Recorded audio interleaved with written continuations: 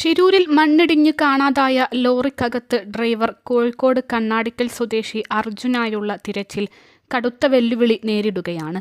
ദൗത്യം ഇനിയും എത്ര കണ്ട് മുന്നോട്ടു പോകാൻ സാധിക്കുമെന്ന ചോദ്യമാണ് ഉയരുന്നത്. കനത്ത മഴയാണ് പ്രദേശത്ത്. 11 ദിവസമായി അർജുനെ കാണാതായിട്ട്. കഴിയുന്ന എല്ലാ സംവിധാനങ്ങളും ഉപയോഗിച്ചുള്ള തിരച്ചിൽ ഇതിനോടകം നടത്തിയിട്ടുണ്ട്. എന്നിട്ടും അർജുനെ കണ്ടെത്താൻ സാധിച്ചില്ല. കനത്ത മഴയും അടിയൊഴുക്കും രക്ഷാപ്രവർത്തനത്തിന് വലിയ വെല്ലുവിളിയാണ്. ഈ സാഹചര്യത്തിൽ സ്കൂബ ഡ്രൈവേഴ്സിന് ഊളിയിട്ട് ലോറിയുടെ ക്യാബിന് അടുത്തേക്ക് എത്താനും സാധിക്കാത്ത അവസ്ഥയുണ്ട്. ഈ സാഹചര്യത്തിൽ ഇനിയും ദൗത്യവുമായി മുന്നോട്ടു പോകണോ എന്ന ആലോചന തുടങ്ങിയിട്ടുണ്ട്. ജീവൻ നഷ്ടപ്പെടുന്ന അവസ്ഥയിലുള്ള രക്ഷാപ്രവർത്തനം വേണ്ടെന്ന് ദൗത്യസംഘാംഗങ്ങൾക്ക് നിർദ്ദേശം ലഭിച്ചിട്ടുണ്ട്. തിരച്ചിലിന് നേതൃത്വം നൽകുന്ന റിട്ടയർഡ് മേജർ ജനറൽ ഇന്ദ്രബാലനെ ഇന്നലെ അടിയന്തരമായി ഡൽഹിയിലേക്ക് വിളിപ്പിച്ചിട്ടുണ്ട്. നാവികരുടെ ജീവൻ അപകടത്തിൽപ്പെടുത്തിയുള്ള രക്ഷാപ്രവർത്തനം വേണ്ടെന്ന സൂചനയാണ്. പല വിധത്തിൽ പരിശോധന നടത്തിയിട്ടും അർജുനെ കണ്ടെത്തുന്നതിൽ പ്രതിസന്ധിയുണ്ടെന്ന് നാവികസേന അറിയിക്കുന്നു. അർജുൻ ലോറിക്കകത്ത് ഉണ്ടെന്ന് ഉറപ്പില്ല. ഇത്രയും വിപുലമായ തിരച്ചിൽ അടുത്ത കാലത്തെങ്ങും രാജ്യത്ത് തന്നെ നടന്നിട്ടില്ല. അപകട സമയത്ത് അർജുനും ലോറിക്കകത്ത് തന്നെ ഉണ്ടായിരുന്നോ എന്നും ഉറപ്പില്ല. ഗംഗാവാലി പുഴയിൽ 2 ഡ്രോണുകളുടെ സഹായത്താൽ നടത്തിയ ഐബോർഡ് സ്കാനിങ്ങിൽ 4 ഇടങ്ങളിൽ ലോഹ സാന്നിധ്യം കണ്ടെത്തിയിട്ടുണ്ട്. ഒന്ന് റോഡിനെ വേർതിരിക്കാൻ ഉപയോഗിക്കുന്ന റെയിലാണ്, രണ്ടാമത്തേത് ടവറും, മൂന്നാമത്തേത് അർജുൻ ഉണ്ടെന്ന് കരുതുന്ന ലോറിയും, നാലാമത്തേത് ടാങ്കറിന്റെ ക്യാബിനുമാണ്.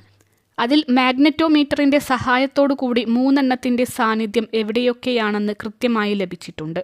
നാലാമത്തേതാണ് അറിയാൻ ബാക്കിയുള്ളത്. ഇന്നലെ പകൽ തെർമൽ ഇമേജിംഗ് പരിശോധനയിൽ പുഴക്കടിയിലെ ലോറിക്കകത്ത് മനുഷ്യ ശരീരത്തിന്റെ സാന്നിധ്യം കണ്ടെത്താനായിട്ടില്ലെന്നതും വലിയ വെല്ലുവിളിയാണ്. ലോറിയുടെ ഡ്രൈവിംഗ് ക്യാബിൻ തകർന്നിട്ടില്ലെന്ന് ഇന്നലെ ഡ്രോൺ പരിശോധനയിൽ വ്യക്തമായി. ക്യാബിനും പിൻവശവും വേർപെട്ട നിലയിലാണെങ്കിൽ പുതിയൊരു സിഗ്നൽ കൂടി കിട്ടണം. ഇന്നലെ അത്തരത്തിൽ സിഗ്നൽ ലഭിച്ചിട്ടില്ല. സാധാരണഗതിയിൽ ക്യാബിൻ തകരാനുള്ള സാധ്യത വിരളമാണെന്ന് ലോറി നിർമ്മാതാക്കളും അറിയിച്ചു. അപകടം സംഭവിച്ചപ്പോൾ ക്യാബിൻ ലോക്കാകുന്ന സിസ്റ്റം പ്രവർത്തിച്ചിട്ടുണ്ടാകാം. അർജുൻ വാഹനത്തിനകത്തായിരുന്നെങ്കിൽ ക്യാബിനിൽ കുടുങ്ങിക്കിടപ്പുണ്ടാകണം. GPS വിവരങ്ങൾ പ്രകാരം അപകട സമയത്ത് ലോറിയുടെ എൻജിൻ ഓണാണ്. ഇതാണ് അർജുൻ ലോറിക്കകത്ത് ഉണ്ടെന്ന് കരുതാനുള്ള സാധ്യത. അതേസമയം ലോറി ഓഫാകാതെ പുറത്തിറങ്ങാനുള്ള സാധ്യതയുമുണ്ട്. അർജുൻ ലോറി നിർത്തി ചായക്കടയിലേക്ക് പോയപ്പോൾ മണ്ണിടിച്ചിലിനൊപ്പം പുഴയിലേക്ക് വീണതാവാനും സാധ്യതയുണ്ടെന്ന് കാർവാർ MLA സതീഷ് കൃഷ്ണ സേൽ പറഞ്ഞു. ലോറിയിലെ ഏതാനും മരത്തടികൾ കിലോമീറ്ററുകൾ അകലെയുള്ള ഗ്രാമത്തിൽ പുഴയോരത്ത് കണ്ടെത്തി. 400 അക്കേഷ്യ തടികളാണ് ലോറിയിൽ ഉണ്ടായിരുന്നത്. അടിയൊഴുക്ക് ശക്തമാണെന്നതിൻ്റെ തെളിവാണ് ലോറിയിലെ മരക്കഷ്ണങ്ങൾ കിലോമീറ്ററുകൾ ഒഴുകിപ്പോയതിൽ നിന്നും വ്യക്തമാകുന്നത്. ഇന്ന് രക്ഷാദൗത്യം എത്ര കണ്ട് നടക്കുമെന്നതിലും സംശയമുണ്ട്.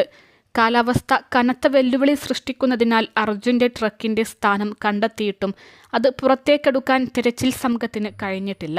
കാലാവസ്ഥ അനുകൂലമായാൽ മാത്രമേ സ്കൂബ ഡ്രൈവർമാർക്ക് നദിയിൽ ഇറങ്ങാൻ കഴിയൂ.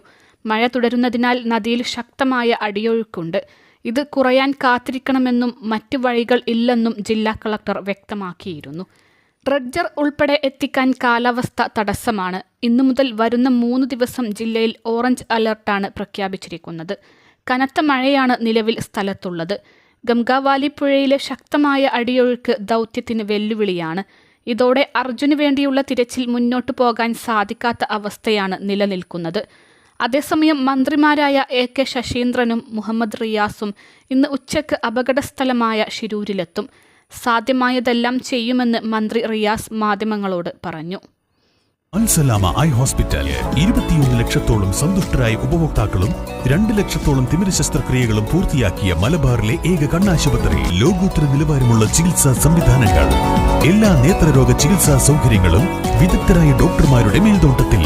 Al Salama eye hospital, hospital road, Perinthalmanna.